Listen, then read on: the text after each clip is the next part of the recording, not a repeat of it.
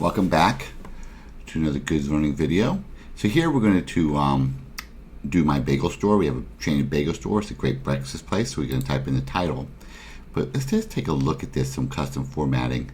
First of all, we really want to change this title to match our company logo. So we're going to change the first one to orange, maybe the first word. We're going to highlight the second word and change this one to, why not do green? It's a great color. And the third word, we're going to change it to white. You're going to see a problem with this in a second. It disappears, kind of. But if we change the background of the cell to, say, black, it comes out pretty well. Then we copy this. We go to the Sales Analysis tab, and we paste it. It'll paste over. So that part is it. Good. And then what we'll do here is we'll change this to, let's change the page actually. Wait for it. I mean, I guess I have too much stuff open. Let's change this to TWCentMT. Let's make this whole page, say 14. And we'll change the title to analyze sales data. You put your initials in, equal today for the date, open paren, close paren. But on the date, let's change the date to a long date. And then you notice how it automatically updated to this. Let's analyze sales data and build a pro forma. And build a pro forma. It doesn't really fit in there. So let's figure out, right click, format cells. Let's go to alignment. Let's go to wrap text. We wrap the text. As you see, I'm doing this on a Mac today just to show we can do the basic contributions and everything. So now we're going to analyze the store. If you notice, it says store 1 here in store. Copy it down, and it automatically uses Smart Copy to copy everything from store 1 to store 20. In that regards, let's take a look at this. We have a file that we have to summarize. So let's first start by total.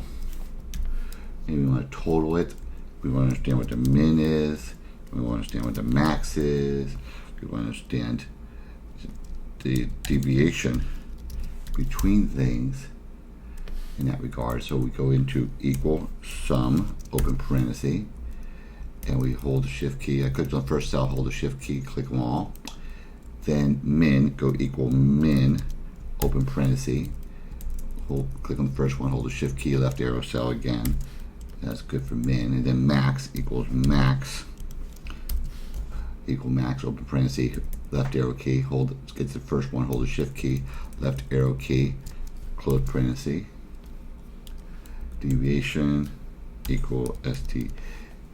That's bad. I actually like these old formula.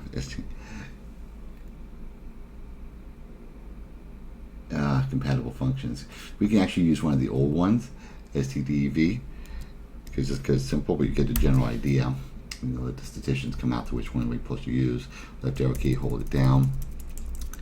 And then we actually figured out which one of these is proper. So let's go ahead and double click on the dot, and we'll see it copies down automatically. If we highlight everything here, that's not format just yet. Let's do one more thing. Let's do the same thing here, but let's put a total. Let's do a min, because these are by months, max, and std. Standard deviation again, or just type it in deviation like the up top.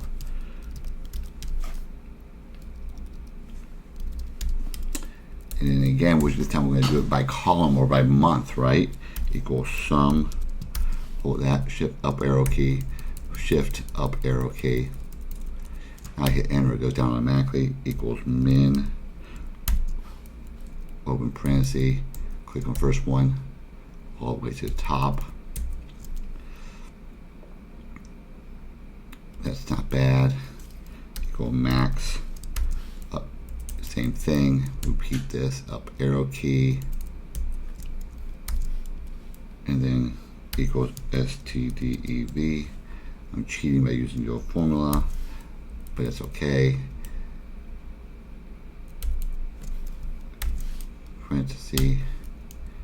So we got all these. We can Control C, go all the way to the right. Now we have to see what we're going to want to do. These are totals, right? So I think it's okay to total the row intersection. Let's do it by this equals sum. We'll total this. We want to total the min. We want to take maybe the min of the mins. That we can get the min of the mins. And the max of the maxes.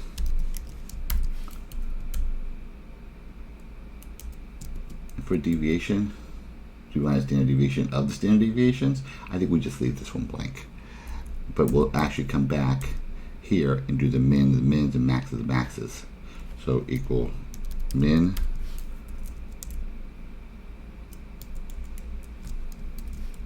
and then we'll come to max, kind of keep it aligned. Equal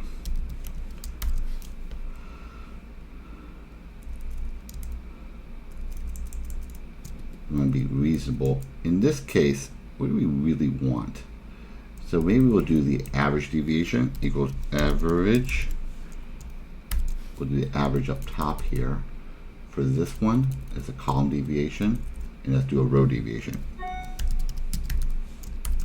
The average deviation between months, and we'll get that like that. Hit enter. It's the same thing, it's closed in parentheses. Let's go through, highlight the whole area. Let's put a comma, move decimal over, no zeros, and when we have something pretty definitive here. So that's pretty good analysis before we do the next set of analyses, but I think it was a good start to what we're doing. Let's just call this part 1.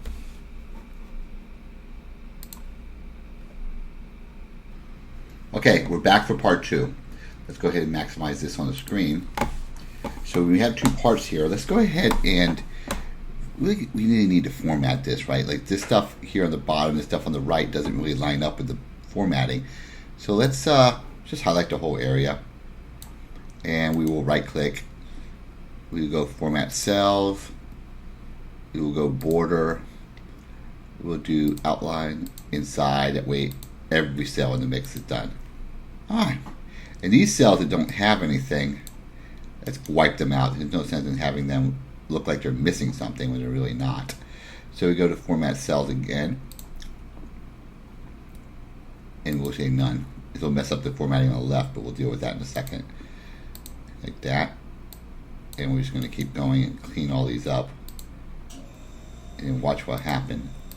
We're just enjoying this moment.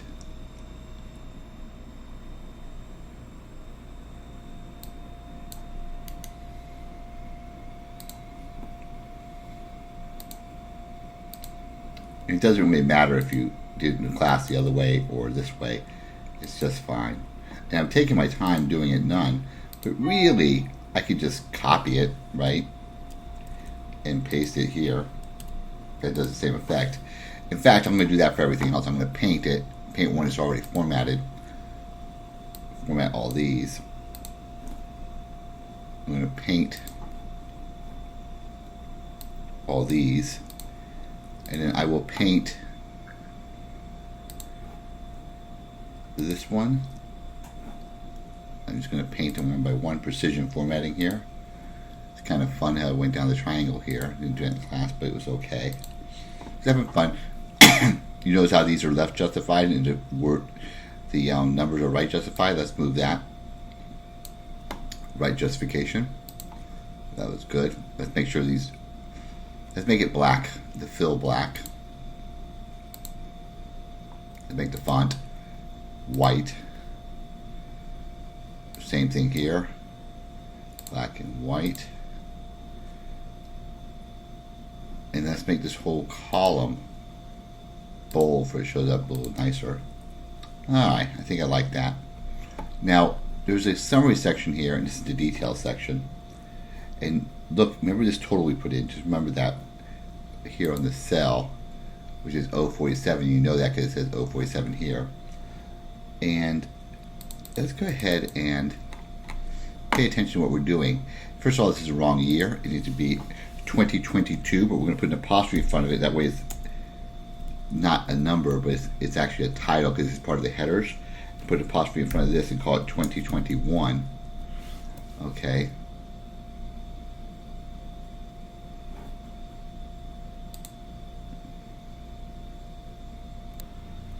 Okay, so we put 2021, 2022. Let's just highlight these, make them right justified. Really, let's not do it again. Let's just copy this and put the same thing over here. That way these are also right justified. We got it. So for 2022, we need gross sales. We calculated that. It's in 047. I can just type equal 047, right? We could do that. And we know that's 9.8 million. Or we can simply say equal and go down and get it, which is fine. We know where it is. 047, right? It's the total of the totals. There it is, 9.8 million. That's what we had this year. Net change, more is better, so this helps you net change. This year it has 9.8. Last year they had 8.6. So we go equal 9.8 minus 8.6, positive number. Percent change is equal to, open parenthesis, this minus this divided by the base. 15, just for visual purposes. Percent symbol right here. Increase 1 decimal point. I haven't formatted this yet, but we will. The net profit and loss will be equal to gross sales minus cost of sales minus operating expenses. Control C, copy it here. That looks really good. Now this one is sales statistics by store. So what we're going to do now is calculate these by store. So we've talked about in class, what we'll do is we'll equal gross sales divided by the number of stores. And that gives that number. We can't copy it down without anchoring it or really putting the absolute reference on it, because it'll give you Divio, because it's going to divide cost of sales by 24, and there's nothing in 24. So we need to fix that. We do that by anchoring the row, for the row doesn't float, because otherwise it will copy relative. And then when we do it, you simply take it and copy it all the way down and copy it to the right, because the column will go over. So C will become D. But you notice row 23 is still row 23. And look, down here is still row 23.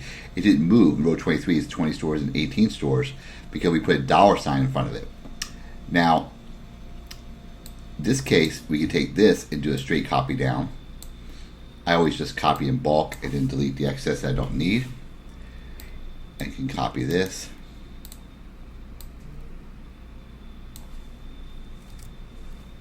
And get rid of the excess row, which is blank. Just hit clear contents. I hit the delete key. Alright, so this is this section. And somebody asked if we could do more analysis. So we did. So I'm going to click on, I'm going to add a section. If you look at these sections, there are 1, 2, 3, 4, 5, 6, 7, 8, 9, 10. There are 10 rows of data. They're exactly the same between sections. Let's keep them exactly the same. And,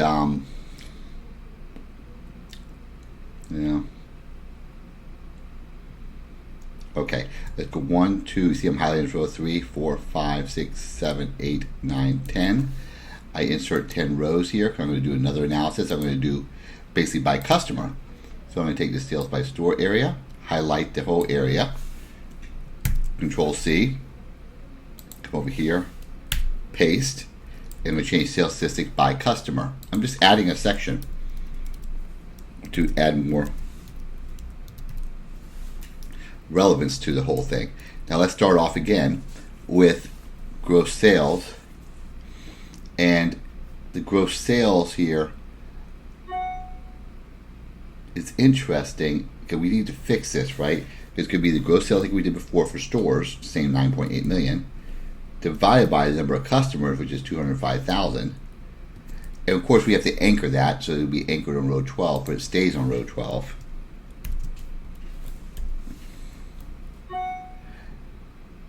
And then I copy that down. You know, these things won't matter for this analysis, so we can probably get rid of this because it's actually duplicated from above. But this worked out really well. and we go right here, and voila, and it clear up the not necessary distance here. So that part was good. So we have sales by customer. It's still a big analysis section, and I know that we crunch these numbers pretty hard. Let's finish this table down here. This California, what I want to do is highlight all the cells. Make sure that when we're going to merge this word California where it shows up for all the California stores. So we use merge and center. It goes in the middle. We go middle, middle, away to the middle of the cell. I want to change it to green accent 6, darker 25. And in the font, I'm going to make the font, changing the font colors. I'm going to try to put this one here and see how it looks. It's kind of hard to see. I'm going to change the font to this color, which is orange accent 2, darker 50%. And then I'm going to hit bold. Yeah, a little good. And then I'm going to take the text and I'm going to,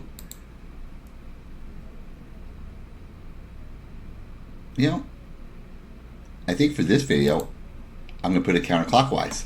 I think it looks a little more dynamic in that regard. And I'm going to repeat the same steps here. So here, what I'm going to do is merge the center, center, center, green, orange, diagonal. Oh, it kept it. I had to hit it again, diagonal. Missed the center, but it worked. And then Oregon, I'm going to do Oregon. I'm going to hit merge the center, center, center, green, orange. It does not want me just to say the previous extension. Idaho, I'm going to do the same thing. Here we go, Idaho, and center, center. Then we're going to green, orange. Oops. Undo. We did the green, orange is fine. I hit the wrong one. Look at that. Did not expect that. I guess it's because it's one cell. We didn't expect that to do it. So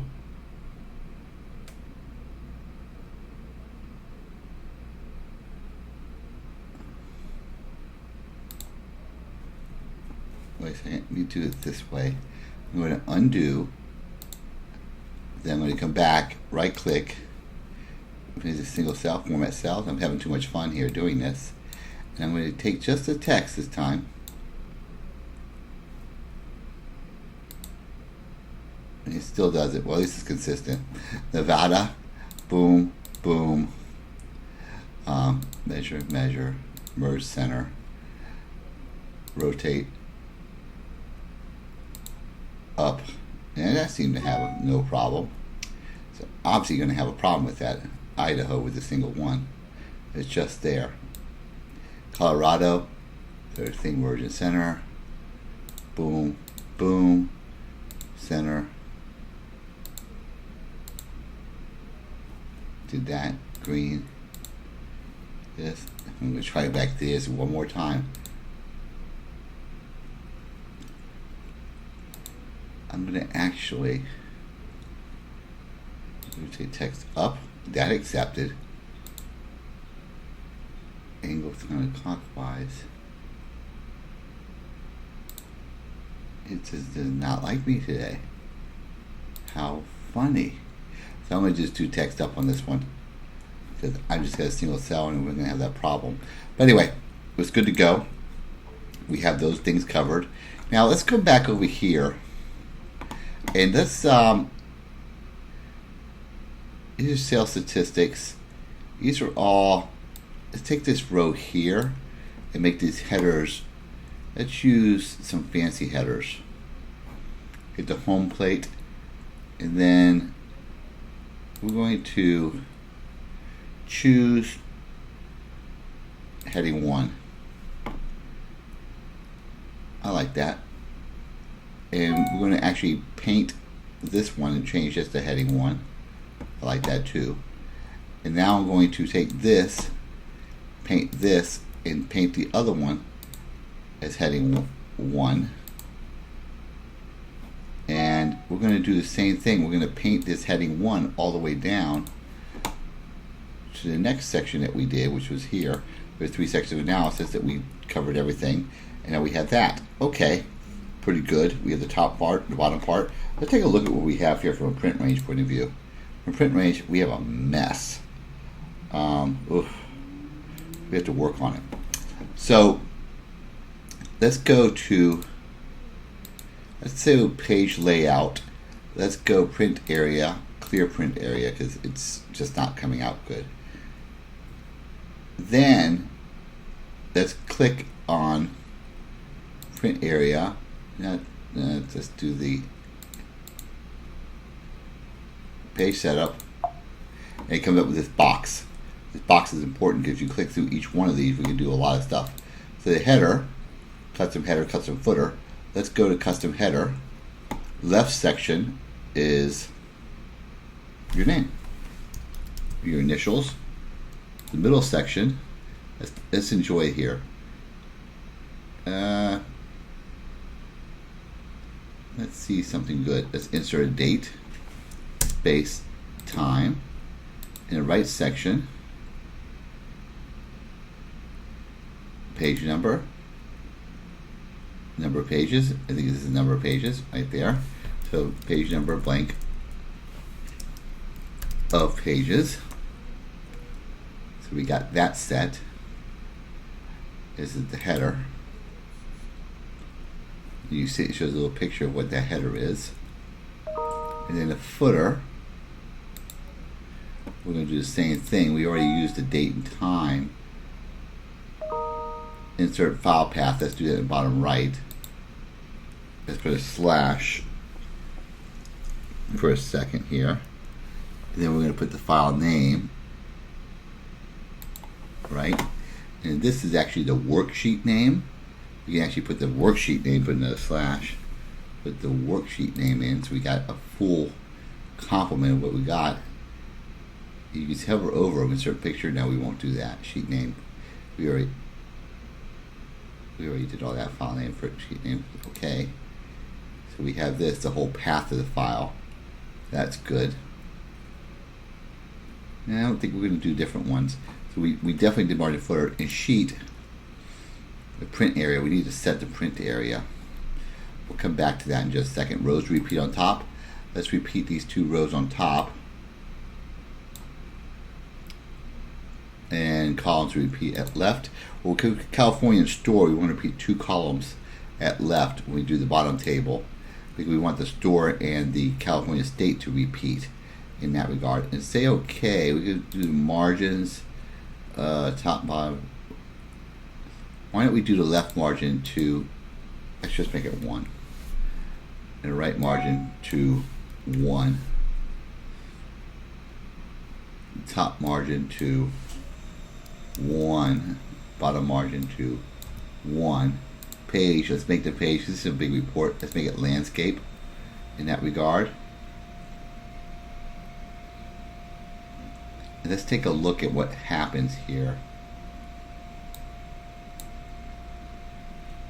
Now let's set our print range. We're going to do non-adjacent cells, so we're going to highlight the first section, and we're going to hold the control key to get the second section in. This is section 1, and then we'll see if we get on. I have a Mac here, so we'll mess with it. We already should have the rows repeating, so yep, it works.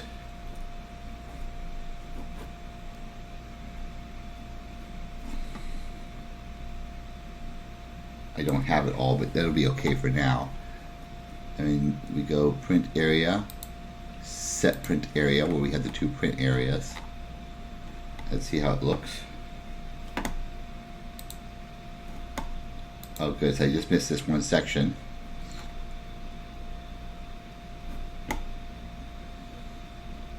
We should have started from here. So what I'm going to do is go back, and we're going to make it smaller, we can see it. And we're going to clear the print area one more time. We do these things by mistake on purpose. Let's take the first print area.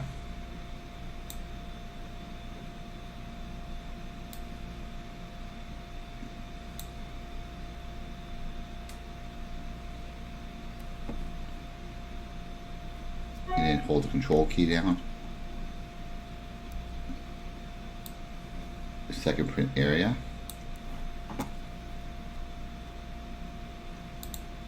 Set print area. Much nicer. Okay, so we did the print areas. You saw it. We went through this quickly, but let's just take a moment then to look at this. Go back here to settings on the lower right. You can see the page breaks. This section is printing in 2 pages. It really should be 1 page. Grab the break. You could drag it down. Now it fits on 1 page. Well, that was better. How do these line up? First page going through April. We might insert breaks and line these up a little bit different. Maybe want the second section to be March. The second section to be June. September. Get these quarters in. December.